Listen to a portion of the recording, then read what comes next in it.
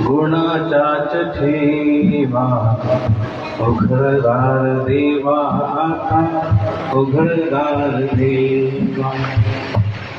देहाची तिजोरी, ये देह ना एक तिजोरी की तरह है। गुणाचाच ठेवा, इसमें ज्ञान दर्शन आदि गुणों का भंडार है। और भगवान से प्रार्थना है कि उघड़दार द्वार खुल जाएं, मिथ्या दर्शन के कपाट टूट जाएं, सम्यक दर्शन हो जाए और निरात्मा की अनुभूति हमें।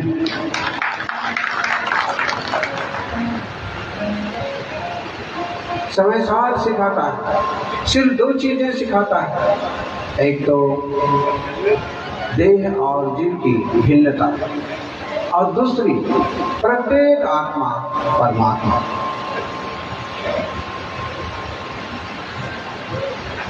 प्रत्येक जीव परमात्मा हो सकता है। वृक्ष बीज में छुपा हुआ है, देखो अंतर मन से, डर में नारायण सोया है, जागेगा चिंतन से।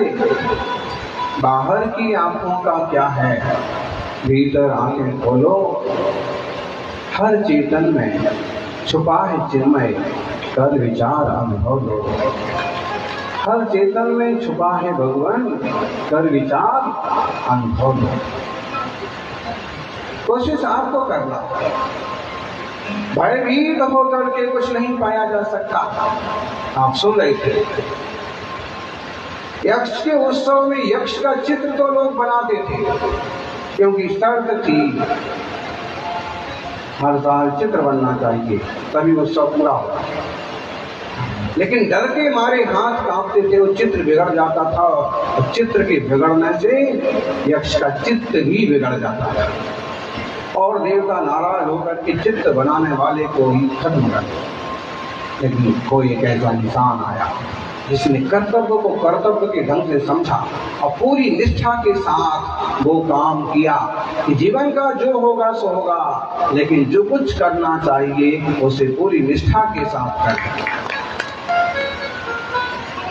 हमें चाहे धर्म ध्यान के लिए हो, छोटे छोटे नियम लेते हैं और हमारे दिल कांपते हैं। छोटा सा पुरुषार्थ करने जाते हैं और हम डर जाते हैं, और जो डर गया वो नहीं मालूम, जो डर गया वो किसने कहा, कौन से आचार्य ने कहा है?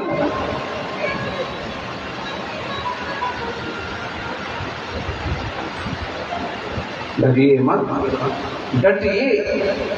डरने वाले टूट जाते हैं, डटने वाले पार जाते हैं। अगर छोटा सा नियम भी है तो उसे निभाइए। धर्म ध्यान का कोई कार्य है तो उसे करिए। किसी कला में, किसी कार्य में हिम्मत से पेश आएंगे तो उपलब्धि पाएंगे। सौभाग्यशालियों, यक्ष का अच्छा चित्र बन गया। यक्ष बहुत खुश हुआ, पहली बार हूबहू मेरे जैसा किसी ने फोटो बनाया। अब खुश हूँ, कुछ मांगो। उसने क्या मांगा? दुनिया अपने लिए बहुत कुछ मांगती है, जो कोई परोपकारी कोई होता है जो औरों के लिए मांगता है। स्वार्थी लोग अपने लिए, मेरे को ऐसा होना, मेरे को ऐसा होना। कभी प्रतिष्ठा मांगने से, पद मांगने से एक तरह के लिहाज और सकोच का अनुभव किया जाता था। मैं कैसे कहूँ कि मुझे मंत्री बनाओ, मैं कैसे कहूँ कि मुझे भी आप कमेटी में शामिल करो, और एक तरह का लिहाज, एक सकोच लगता था। नहीं, मेरा भी नाम लिखो, ऐसा कहने में लोग हिचकिचाते थे। पर आप लड़ भिड़ करके आगे आ गए। लड़िए भिड़िए मत, अभी तो अपना कर्तव्य करिए, और कर्तव्य करेंगे तो आपकी कीमत जरूर होगी।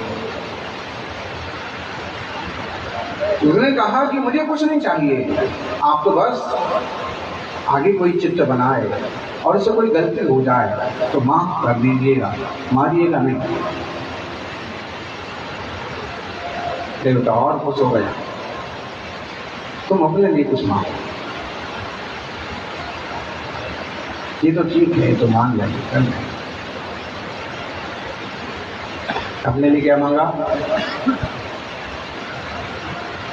जब कुछ नहीं मांगा तो कहा कि तुम किसी का एक अंग देखोगे तो तुम उसका पूरा चित्र बना पाओगे।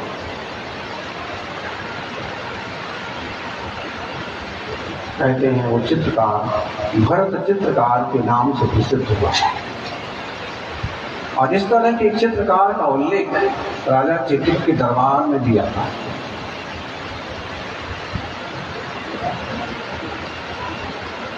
रंगों से बनाए गए चित्र हमें समझ में आ जाते हैं कि रंग से बनाया गया चित्र, लेकिन हमें क्यों नहीं समझ में आता है कि नाम कर्म रूपी चित्रकार के द्वारा जो ये शरीर बनाया गया है, ये भी तो एक बोलो बोलो बोलो जी, ये भी तो एक चित्र है, वो रंगों से बनाया गया है और इसको रंगों के साथ मिट्टी से भी बनाया गया है।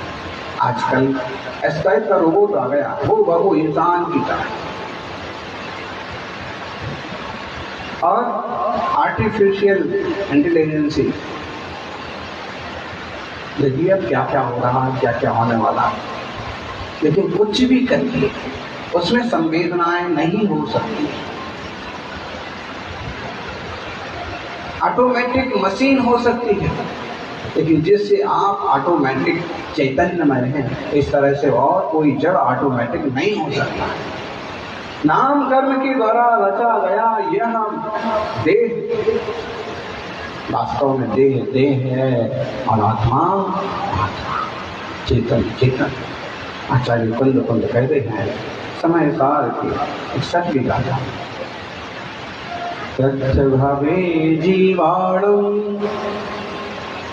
संसार स्थान हुंति बन्नादि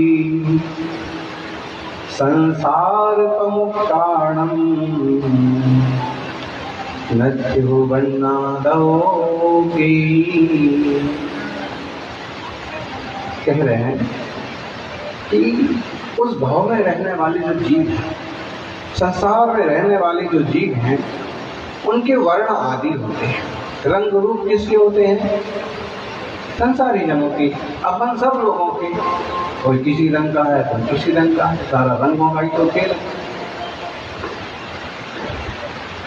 संसार प्रमुख काम नौते वर्णा लौके, लेकिन जो संसार से मुक्त हो गए हैं सिद्ध भगवान, उनके कौन सा वर्ण है? बोलो ज्ञानी।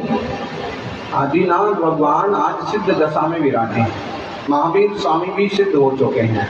इस लोक में जो मुनिराज बने, जो अरहंत दशा तक पहुंचे, अरहंत दशा के बाद वे सब सिद्ध हो गए। उतने काल तक अरहंत दशा में रहेंगे जितना उनका आयुष्य शेष है। इसका मतलब है कि ना बाहुबली, ना भरत, ना आदिनाथ, ना नैमिनाथ, ना महावीर, कोई भी वर्तमान में अरहंत दशा में नहीं है। किस दशा में है? सिद्ध दशा में। तो मूर्तियां अरहंत दशा की क्यों बनाते हैं? मूर्तियां अरहंत दशा की इसलिए बनाते हैं क्योंकि मंदिर समावसान का प्रतीक है। तो मंदिर में विराजे हुए भगवान अरहंत अवस्था के, उनसे हमें दिव्य ध्वनि मार्गदर्शन होता है। उनकी मंगलमय मुद्रा देख करके हमारा जीवन परिवर्तित होता है। तो जो सिद्ध हो गए हैं, सिद्धों का कोई वर्ण नहीं होता, और जब हमारा आत्मा भी सिद्ध होगा तो हमारा भी कोई वर्ण नहीं होगा। संसार में रहेंगे तो कोई ना कोई रंग तो होगा ही होगा जी। कौन सा रंग होगा? आपको कौन सा रंग पसंद है? माता हो, बोलो कौन सा रंग पसंद है आपको? किनको कौन सा रंग पसंद है? भले कहने को एक रंग बोल देते हैं कि मुझे तो येलो पसंद है ना, लेकिन आपके सारे बाल यदि येलो हो जाए तो मुझे व्हाइट पसंद है, और सारे बाल आपके व्हाइट हो जाए तो आप तो कह रहे थे मुझे व्हाइट पसंद है, मुझे ब्लैक पसंद है, और रोटी जो है ना पूरी ब्लैक हो जाए तो हर चीज की अपनी अपनी गरिमा, अपने अपने वर्ण से होती है। लोक में फुलगलों की ढेर सारी रचनाएं हैं और वो अपनी अपनी चीज से शोभा पाते हैं। लेकिन ये निश्चित समझिए कि कोई भी रंग होगा वो चेतन का नहीं होता है। किसका होता है? जड़ का होता है। ये बात जरूर है, संसार दशा में, व्यवहार दशा में जीव जो है कर्म से संयुक्त है, इसलिए देह भी उसका कहलाता है, इसलिए इंद्रियां और वर्ण आदि भी उसी के कहलाते हैं। जैसे हम आपसे पूछें गाय का रंग कैसा होता है? बोलिए। गाय का रंग सफेद होता है। और कैसा होता है? लाल भी होता है। और कैसा होता है? काला भी होता है। और कैसा होता है? मिक्स भी होता है, चितकबरा भी होता है। कहते हैं भाई देखो काली गाय आ गई है, सफेद गाय आ गई है। अच्छा, गाय का रंग कोई भी हो, दूध कैसा होता है? दूध कैसा निकलता है गाय का?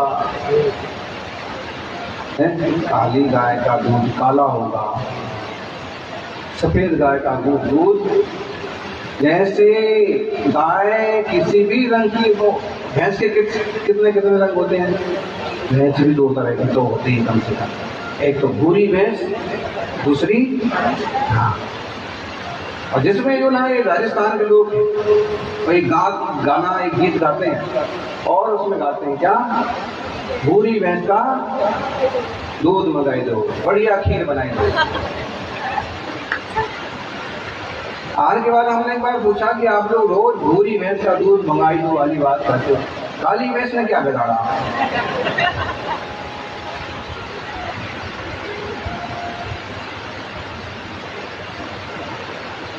तो बताइए काली भैंस हो कि भूरी भैंस हो, दूध कैसा होगा?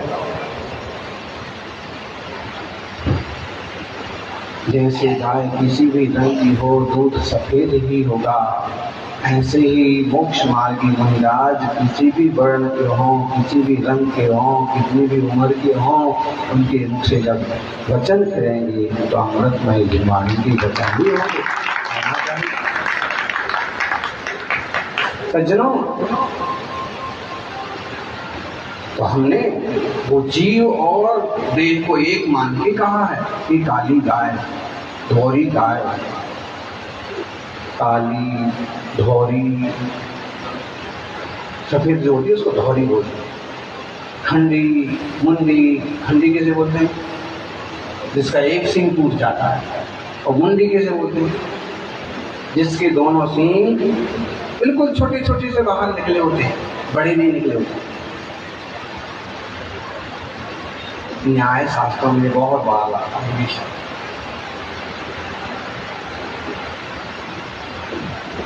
कैसा भी हो, ठंडी हो, मुंडी हो, धौरी हो, काली हो, ऐसी भी गाय हो, गाय की पहचान गाय के गलगंबल से होती है। गाय के जो गले के नीचे लटकता हुआ उसका अपना हिस्सा होता है, उससे गाय की पहचान होती है। अच्छा, गाय भी गाय है, नील गाय को भी गाय कहते हैं। नील गाय का दूध पिया कभी आपने? निकलता है? कितना निकलता है नील गाय का दूध?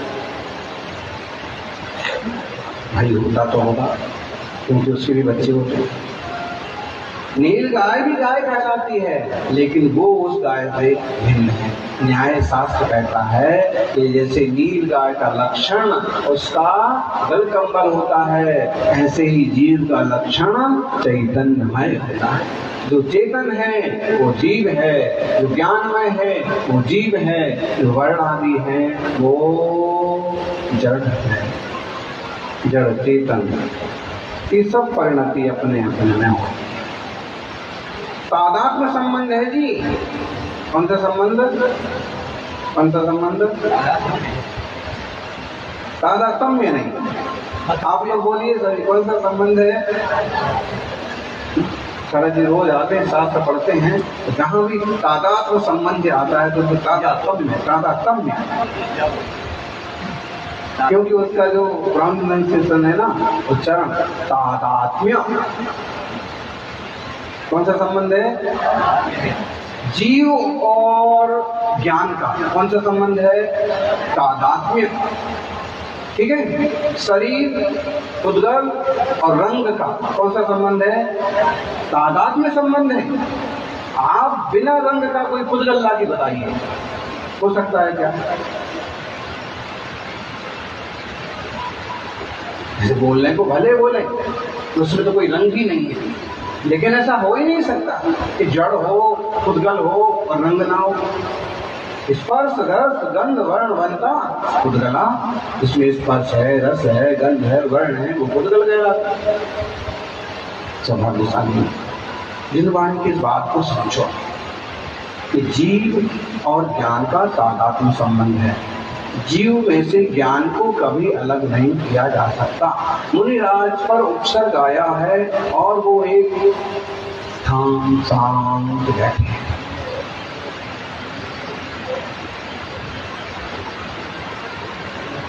भी क्या ध्यान कर रहे हैं? बिगड़ेगा तो शरीर का बिगड़ेगा, आत्मा का कुछ बिगड़ने वाला नहीं है। कोई नोच के भी ले जाएगा तो हाथ पांव लेके जाएगा, लेकिन मेरी चेतना कोई ले जाने वाला नहीं है। अगर शरीर भी छिन्न भिन्न हो गया तो ज्ञान, दर्शन आदि चैतन्य स्वभाव उसे कोई मुझसे छीन सकता। ऐसा जैन दर्शन का जो अध्यात्मवाद है ना, बहुत जबरदस्त है। दूसरे लोग अध्यात्म की जो बात करते हैं तो थोड़ा शांति तक ही बात करते हैं,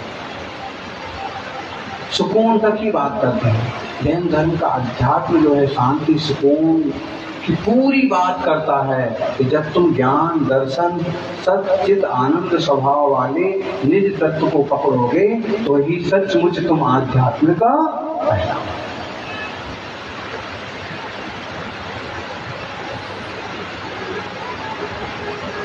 तादात्म्य संबंध है। कितने तरह का संबंध है? कम से कम 3 तरह का संबंध तो आप समझ ही लो। तादात्म्य का मतलब होता है एक में एक रहना। ये पेंसिल है और पेंसिल में कौन सा रंग दिख रहा है आपको? काला रंग। और इसकी जो टोपी है कौन से रंग की है? लाल रंग। क्या इस काले रंग के बिना इस पेंसिल का पुद्गल उपलब्ध हो सकता है? काला नहीं होगा तो लाल हो सकता है। जो रंग मिला दिया गया वो होगा, जो उसमें है वो होगा, लेकिन बिना रंग के पेंसिल नहीं पाई जा सकती। जो भी है अभी उसका काला वर्ण है तो उस प्लास्टिक का और उसका तादात्म्य संबंध है, भिन्न नहीं किया जा सकता। आपका ज्ञान, दर्शन में आत्मा कभी कभी बोल देते ना, महाराज जी आपके प्रति हमारी इतनी भक्ति है कि भले हम घर चले जाते हैं लेकिन हमारा आत्मा तो यहीं रह जाता। अगर ये बात तुम्हारी पत्नी को मालूम पड़ गई कि तुम्हारी आत्मा तो ऋषभ विहार में रह गई, ऐसा होता है। अच्छा, मेरा मन तो यहीं रह जाता है, ऐसे बोलते अक्सर। मेरा ज्ञान तो, ध्यान तो यहीं रहता है, भले मैं दुकान पर बैठा रहता हूँ।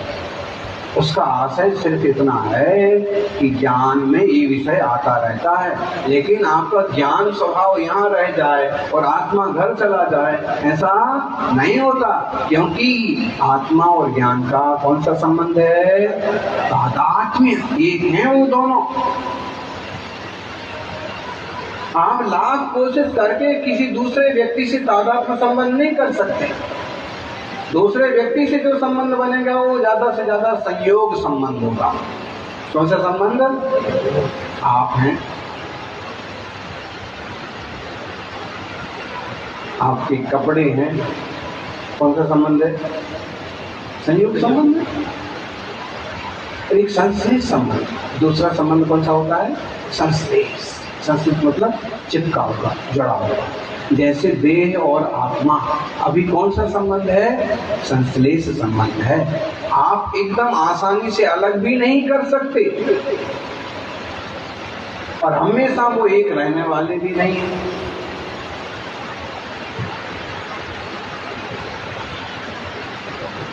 आपका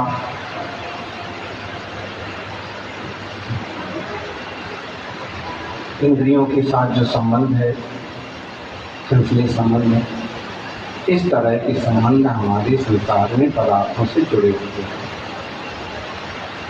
और हम कभी कभी इतने व्यवहारिक बन जाते हैं, इतने रागिष्ट बन जाते हैं कि जीव और पुद्गल को एक ही गिनते हैं और इतनी तरह से प्रभावित हो जाते हैं कि उसके बिना अपनी कल्पना नहीं कर सकते।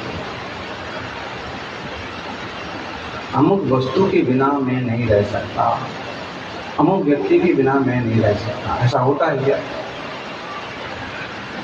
नहीं होता। बोले तो भले बोले, लेकिन ऐसा होता तो?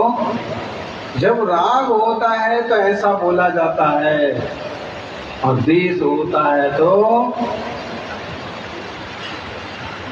पहले कहते थे हम तेरे बिना नहीं रह सकते, और जब बखेड़ा खड़ा हो गया तो हम तेरे साथ नहीं रह सकते। ऐसा होता है कि नहीं होता है? होता है। अगर वो समझदारी श्रावक है तो थोड़ा एडजस्ट कर लेंगे, एकदम बेवकूफ लोग हैं ना तो हत्या तक पर उतार देंगे, मारा कुटी पर तक आ जाते। राग देश ऐसे ही चलता। इसलिए तो आचार्य देव पूज्यपाद ने कहा राग देश दीर्घा नेत्राकर्षण कर्मणा अज्ञाना सुचिरम जीवा संसाराब्धौ भ्रमत्यस। कौन से ग्रंथ का श्लोक है? बोलो युवाओं। बोले महाराज जी तो संस्कृत। तो पहले तो यही समझ में आया कि आपने क्या बोल दिया, तो फिर ग्रंथ का नाम बहुत सुंदर छोटा सा स्टोव देश।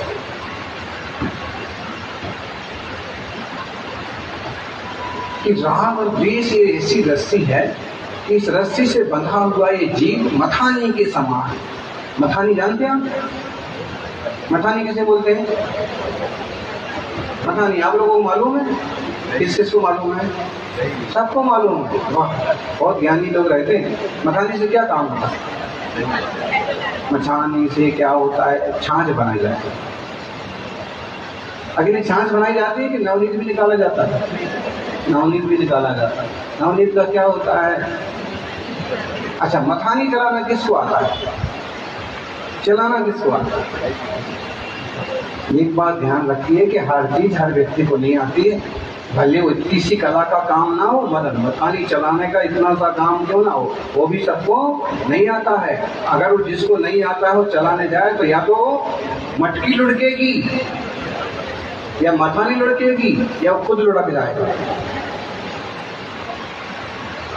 उसमें भी बैलेंस बनाना पड़ता है भाई। मथानी चलाने में भी रस्सी का खुद का बैलेंस बनाना पड़ता है। तो तुमको संसार में खुद चलना है तो कितना बैलेंस बना के चलना पड़ेगा। बिना बैलेंस बनाए उठे मथेंगे तो कुछ हाथ आने वाला नहीं है, उल्टा लुढ़क जाएगा। और ठीक से मत लिया तो क्या हाथ आएगा? नवनीत हाथ आएगा। ऐसे ही संसार में तुम्हें चलना आ गया तो तुम्हारा सिद्ध स्वभाव भी तुम्हारे हाथ में आ जाएगा। शुद्ध स्वभाव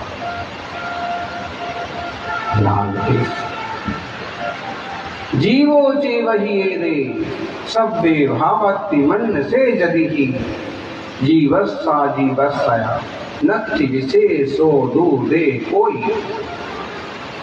62 नंबर की गाथा समय साथ कि यदि तुम ऐसे मानोगे कि वर्णाधिक सब भाव जीव के ही हैं, ऐसा मानने वाले के जीव और अजीव में कोई भेद नहीं रह जाएगा। जीव की पहचान कैसे करें? दुनिया नहीं जानती है। ये तो थोड़े से आप हैं कि आपको ये सुनने को मिल रहा है, और हम तो एक सौभाग्य समझते हैं कि सुनने को मिल रहा है और आप शांति से सुन भी रहे हैं। कुछ लोगों ने तो ये सुन लिया है कि प्रवचन जो होता है समय सारता होता है। उनने उसी दिन से सौगंध खा ली है कि हम कभी जाएंगे नहीं, समय सारता हमको समझ में आने वाला है नहीं। अरे भाई, जब आचार्य देव ने लिखा है तो निश्चित रूप से हमारे लिए लाभदायक होगा। अगर माँ ने घर में कुछ बनाया है तो निश्चित रूप से घर वालों के लिए खाने लायक होगा, लाभदायक होगा, सुखकारी होगा। और आपने जो चीज का नाम न सुना हो या जिसका रंग रूप न देखा हो और कहे ना ये तो हम नहीं खाएंगे, ये हमारे साथ हुआ था एक बार शुरू में, और छोटे रहे होंगे। और पिंड खजूर जानते हैं आप लोग? खजूर वो सबको दिया गया, एक एक खाओ। तो हमने कहा ऐसा है हम तो नहीं खाएंगे। हमने जलेबी खाना सीखा था, जलेबी ऐसे बनती है, रस निकलता है बढ़िया, और वो भी ऐसे काली काली होती है जो मावे की बनती है ना जलेबी। आपको कितने तरह की जलेबी बनाना आता है? एक भी तरह की नहीं आता? एक भी नहीं आता है? पता ही नहीं, इसलिए आपको होटल पर जलेबी खाना पड़ता है। खुद सीखो, सिखाओ। माँ को चाहिए कि घर की रसोई में खुद उनकी बेटी, उनकी बहू इतनी परफेक्ट हो कि घर के किसी आदमी को बाहर मुंह मारने की जरूरत ही ना पड़े। वस्तु इस ढंग से तैयार हो कि उसे घर में ही स्वाद आए। अरे लोग बूढ़े हो जाते हैं तो भी कहते हैं कि मुझे तो आज भी अपनी माँ के हाथ की कड़ी याद आती है, रोटी याद आती है। क्यों? एक तो उसमें प्रेम, वात्सल्य बनाने का तरीका और उसमें का अपनापन, सब चीजें होती। माताओं, जिसके हाथ में लोई उसके हाथ में हर कोई। अगर बच्चे अनकंट्रोल्ड हो गए हैं, भाई पिता पति बात नहीं मान रहे हैं, तो निश्चित रूप है आपके हाथ में काम।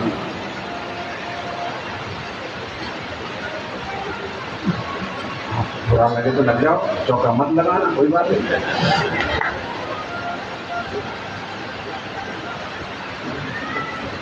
ठीक है, इससे थोड़ा सा चेंज हो गया, लेकिन इसको आप व्यवहारिक रूप से भी समझते रहिए कि आपको संस्कारित करना है तो वही लोग आपकी बात सुनेंगे जो आपके बस में हो। और जिसके हाथ में रसोई होती है वो अपने पूरे घर को पूरे अच्छे से संस्कारित कर सकते। समझिए, तो ये मान लिया जाए कि जीव और पुद्गल एक ही हैं, तो दोनों में कोई अंतर ही नहीं बचेगा। इसलिए ये समझें कि व्यवहार में से वर्ण आदि जीव के हैं, निश्चय से वर्ण आदि जीव के नहीं। जब ये मान लिया जाता है तो कैसी समस्या खड़ी होती है। अभी हमने एक छोटी सी कहानी, शास्त्र की कथा और एक सच्ची घटना सुना ही देते हैं। एक इलापुत्र मुनिराज की कथा समझिए। गांव में बहुत बड़ी नट मंडली आई, तरह तरह की कलाकारी दिखाने लगे। राजकुमार ने भी एक बार मित्रों के साथ जाकर के और मंडली का नाटक प्रोग्राम, आसमान में बांस पर चढ़ना, उछलना, तार में से इधर से उधर पार हो जाना, एक गोले में से दूसरे गोले में कूद जाना, तलवारबाजी और तरह तरह के कार्यक्रम उनके देखे सीखे। उसको बड़ा अटपटा लगा। इस बीच में वो नट में से उसको एक नटनी पसंद आ गई, एक सुंदर लड़की जो थी, जो बहुत अच्छी कलाकारी कर रही थी, उसको वो लड़की पसंद आ गई। राजकुमार ने मित्रों से कहा कि मुझे तो एक छोकरी से शादी करना। तो दोस्तों ने कहा कि पागल हो गया क्या, राजकुमार हो, राजकुमारी आएगी, ऐसे लोग तो आपकी जनता में बहुत लोग मिलेंगे। नहीं, खूब समझाया लेकिन नहीं समझा। माँ को मालूम पड़ा, माँ ने भी समझाया, पिता को मालूम पड़ा, पिता ने भी समझाया। जब समझने को तैयार नहीं होता है तो क्या हुआ, बोलते ना,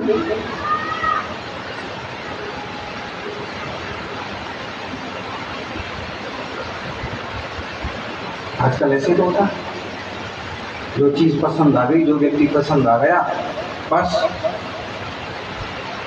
क्या बोलते हैं, मुहावरा क्या बोलते हैं,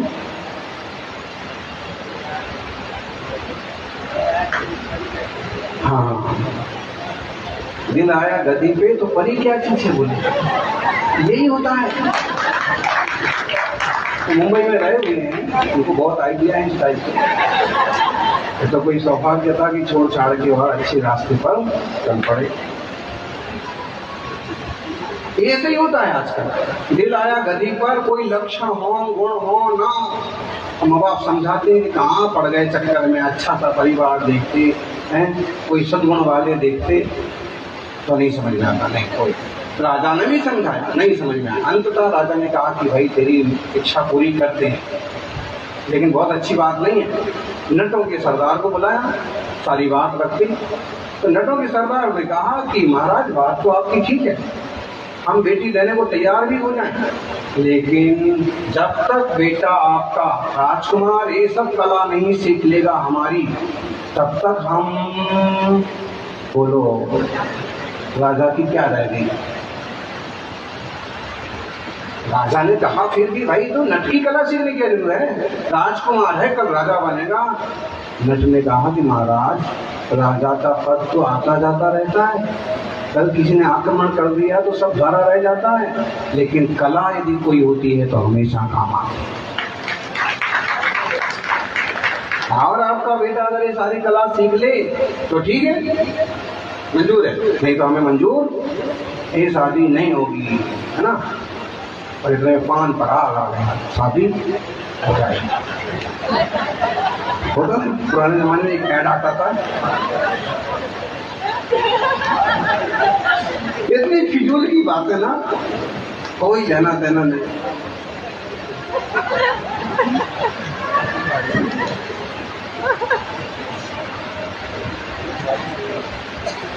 ऐसे ही संसार चल रहा है, तत्व को व्यवस्था को समझा नहीं। बताइए ऐसे हो जाएगी सर, ऐसे हो जाएगा काम।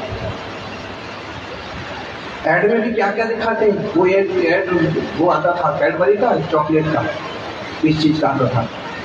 यमराज को बच्चे ने चॉकलेट दिया, यमराज खुश हो गया कि चलो तुम्हारी जान बख्शेगा, अब तुम खाई में नहीं गिरोगे।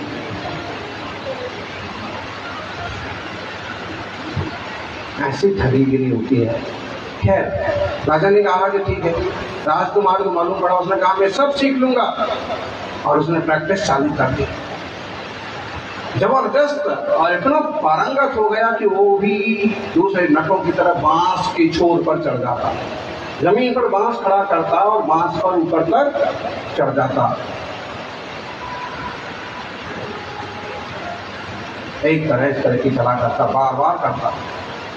नट के मुखिया ने कहा एक बार फिर से चढ़ के दिखाओ, उसने फिर चढ़ के दिखाया, फिर से चढ़ के दिखाओ। उसको ऐसे लगा कि मुझे ऐसे लगता है कि जैसे ये लोग मुझे गिराना चाहते हैं, और मैं गिर जाऊं, चूक जाऊं, मेरा हाथ पांव टूट जाए, मैं मर जाऊं। फिर भी उसने एक बार हिम्मत की और फिर चढ़ा, और वहां तक चढ़ करके उसने देखा कि कुछ दूरी पर लगभग उसी की उम्र के एक युवा मुनिराज का पड़गाम हो रहा। सुंदर श्राविकाएं, वहां की बालिकाएं, वहां की बहुएं, वहां की बेटियां उनका पड़गाम कर रही हैं, और उतनी छोटी उम्र की, उसकी उम्र के मुनिराज बहुत शालीनता से पड़गाम होता है। आंगन में दिख रहा है कि वो आहार कर रहे हैं, और आहार करते हैं, कुल्ला करते हैं, बांस पर चढ़े चढ़े उसको सब दिख रहा है।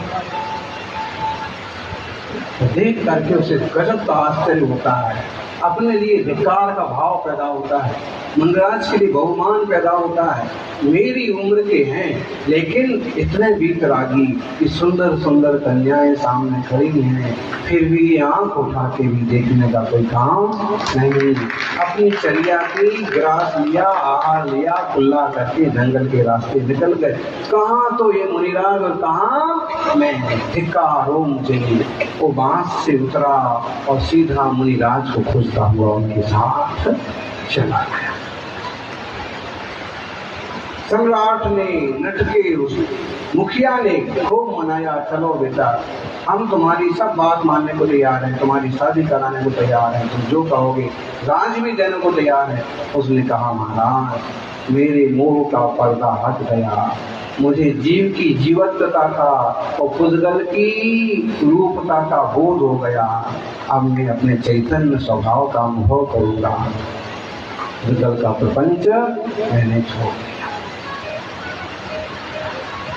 ये छोटे से मुनिराज ऐसे अंतर्मुख हैं, इनको कौन सा आनंद आ रहा है, इनको कौन सी आत्मानुभूति हो रही है, इनने कौन से खजाना पा लिया है कि बाहर की इतनी सारी चीजें इनको लुभा नहीं पा रही।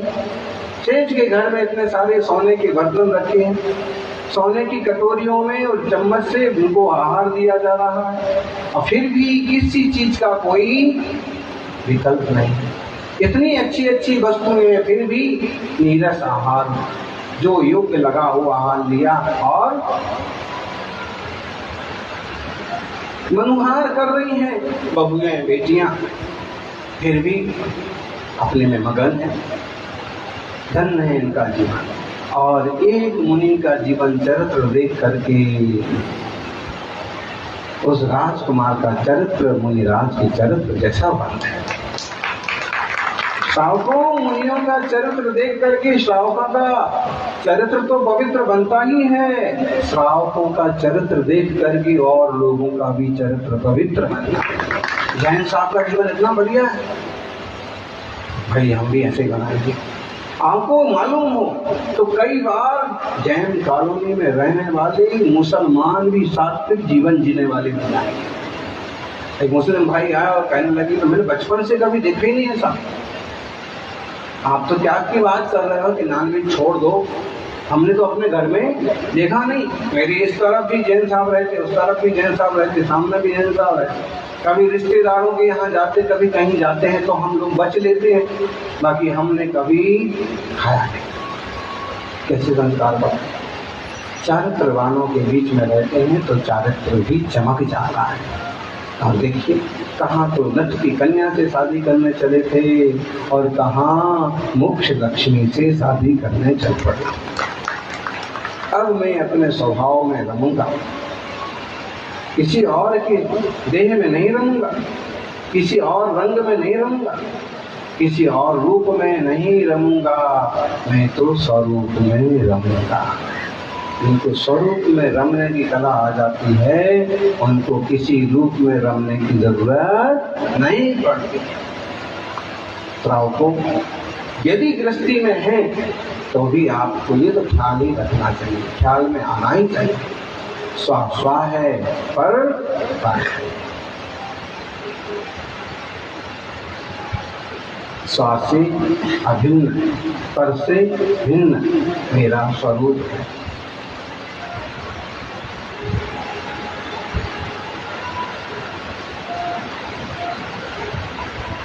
व्यवहार में कहते हैं हमारा ये रंग है, हमारा ये घर है, हमारा ये रूप है, हमारी ये आयु है, हमारे लोग हैं।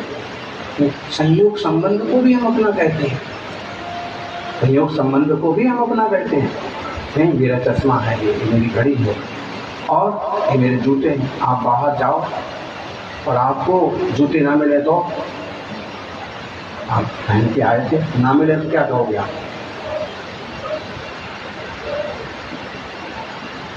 क्या कहोगे? पुद्गल के जूते कोई ले गए, ऐसे कहोगे? भाई ये पता है आपको कि जड़ है वो पुद्गल है, लेकिन कहोगे तो क्या कहोगे? पुद्गल के नहीं कहोगे, मेरे। अब यहाँ आपको पता है कि भिन्न है वो पर है।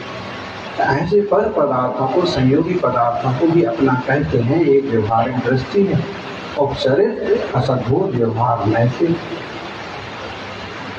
औपचारिक असद्भुत व्यवहार में से आप घड़ी को, मोबाइल को, पर पदार्थों को, भिन्न वस्तु को भी अपना कहते हैं। अनौपचारिक असद्भुत व्यवहार में से आप देह को अपना कहते हैं, शरीर को, इंद्रियों को अपना कहते हैं। मेरे कान में दर्द है,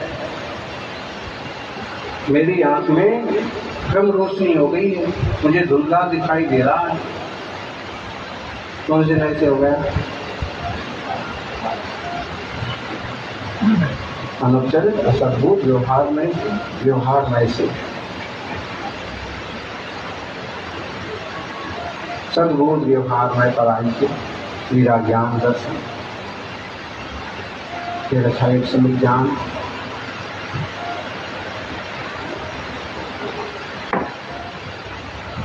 उपचरित सद्भूत व्यवहार ले अनुपचरित सद्भूत व्यवहार ले और निकट आइए निश्चय न से शुद्ध निश्चय न से अशुद्ध निश्चय न से। नहीं तो बताता है व्यवस्था, लेकिन वस्तु तो जो है सो है। अपने चैतन्य स्वभाव को पकड़े, तुम्हें रमे जमे यही मंगल भावना। जय बोलिए 24 तीर्थंकर भगवान की। एक सूचना, 19 अगस्त यानी कल महिलाओं द्वारा एक टीम महोत्सव का कार्यक्रम रखा गया है इसी पंडाल में।